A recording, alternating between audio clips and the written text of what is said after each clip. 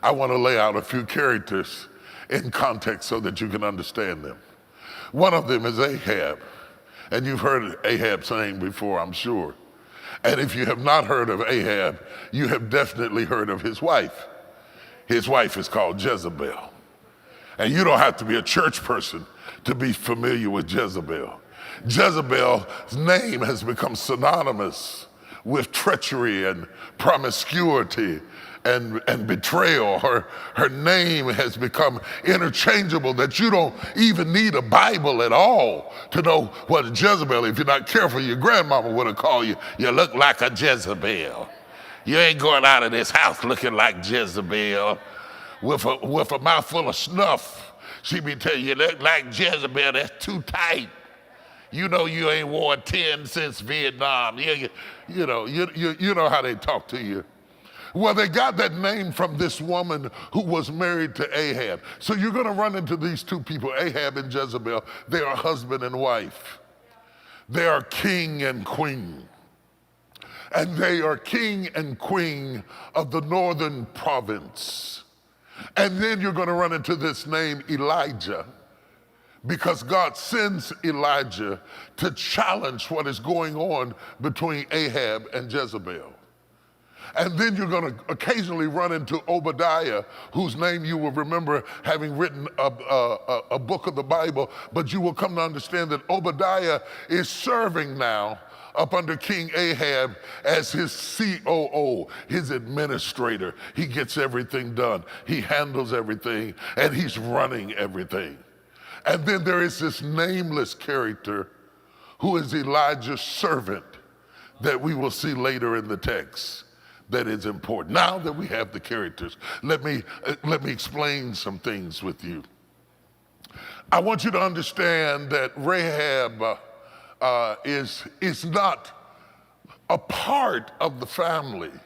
Jezebel is not a part of the family. Jezebel is a result of an alliance that occurs through the two families getting together and making an agreement that she was not a part of. And her marriage to Ahab is more political than it is romantic. They made a deal, since she was the princess of another country, Phoenicia. She was the princess of that country, that if she married Ahab, who was the king over the northern province of Israel, they would come together as a conglomerate, and it was how they negotiated the deal with Jezebel's life. And I want to talk, and I'm not trying to paint Jezebel to be this amazingly wonderful person, but the more I studied about Jezebel, I understood what made her evil. See, you have to understand somebody's story before you start judging him, because we have a tendency, we like to put people in compartments. This one is good, this one is bad, this one is right, this one is wrong, this one is a man of God, this one is Satan's godchild. We love to put them in cubicles, but in reality, you can't really judge what I did if you don't understand why I did it. Jezebel never asked for Ahab. She never asked to leave her country and her kin and be connected. Her parents and the countries worked out a deal with her life. They prostituted her through this marriage before it ever began. And she left Phoenicia. Phoenicia is known for its ships, its ability to build ships and to do trade. Phoenicia was a progressive, metropolitan, liberal city that did trade with people all over the world. And she was used to living and growing up as a princess in a city with affluent people and people of means, and they had diverse religions and diverse ideas, and they traveled merchants from afar, and they built ships that we still study today. Phoenician ships are famous all over the world. Some have even suggested that they came to America on Phoenician ships before Columbus ever set sail. Phoenicia was progressive and mobile, and she was the princess of that city until they snatched her away from that city and sent her out into this desert, dry place with these Hebrew people. singing songs and dancing on dirt. And she was frustrated.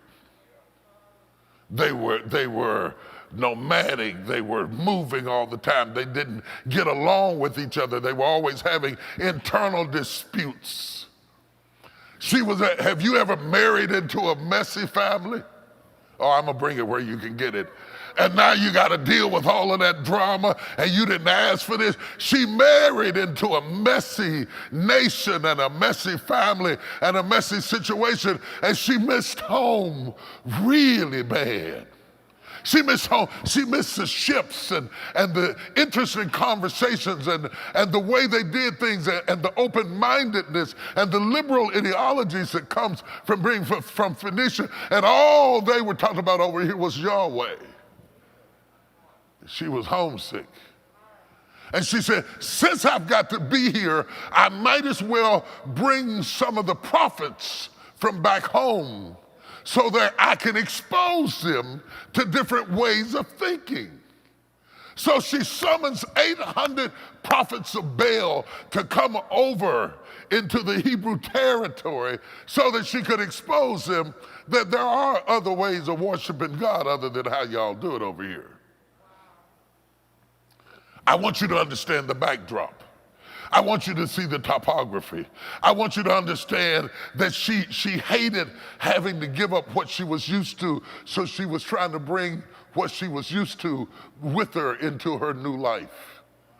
And 800 prophets of Baal have now emerged down on the Hebrew people, and she began to influence Ahab until Ahab was worshiping Baal like the prophets, and sometimes worshiping God. And Ahab knew better than that, but for the love of a woman, many a man. This is as old as Adam and Eve. For the love of a woman, that whoever you let influence you impacts your decisions, your choices. And you wouldn't think that somebody you know in the flesh would impact how you see somebody you know in the spirit. But she had that kind of grip on him like Eve did over Adam, that little by little she was pulling him further and further away from God. And Ahab was becoming more decadent and more cruel and more mean. And so when she decided to start killing some of God's prophets, he went along with it, because once you open yourself up to something, you never know how far it's going to go. Oh, y'all didn't hear what I'm saying. Once you open yourself up to something, you never can be sure how far it's going to go. And all of a sudden they found themselves in a situation where they were killing the prophets. And Obadiah, who is the COO, he's running things up under King Ahab. He knows that it's wrong, but he's scared to say anything because they will kill him too. He did manage to sneak off a few prophets and hide them in a cave and leave them with some bread and some water so that they could survive. But in front of King Ahab, he confessed loyalty and committed himself to him because he did not want to die. And many of the Bible stories that we read about the widows and their husbands being killed, they were killed because Jezebel had turned that place into a bloodbath, and God got sick of it. Now, when God gets sick of something, it changes everything. Because we serve a God that knows how to deal with you. God's displeasure with her and how she expressed her displeasure led to a drought in the land. And God had sent a drought into the land so strong and so mighty and so debilitating that God said, I'm going to get your attention. Now, the Bible talks about a drought and a famine. These are root causes of the problem. And I want you to understand that when you start dealing with a drought, inevitably you're going to have a famine. Because one problem creates another problem. It's like the pandemic and the economy. You can't fix the economy if you don't fix the pandemic, because one thing is feeding the other. Come on, somebody. You have to understand then that if you don't get down to the root of the problem and all you do is clip the leaves off the problem, it's going to keep growing back up again. And so you have to understand that anytime you have a pandemic, it's going to affect the economy and it's going to affect the emotions and well-being of the country. It's a domino effect. So when God sent a drought, he didn't have to send a famine. Because if you send the drought will send the famine.